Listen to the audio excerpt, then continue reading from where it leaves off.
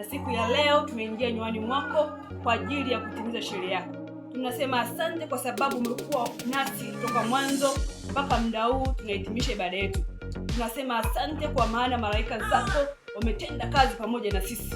Asante Roho Mtakatifu maana umetuongoza.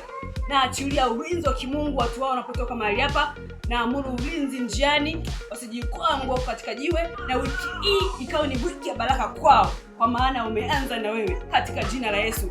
Jumatatu, Jumanne, Jumatano, Ijumaa, Jumamosi hadi Jumapili zikawa ni siku za baraka, na mabaya hayatawapata katika jina la Yesu. Na amuru ulinzi wanapotoka mahali hapa, wakalindwe na nguvu za Mungu. Na siku ya kesho Baba, tupe tena neema ya kuingia nywani mwako. Na achilia ulinzi, na achilia baraka, ubarikiwe unapotoka, ubarikiwe unapoingia, ni katika jina la Yesu. Na kila mmoja aseme amen.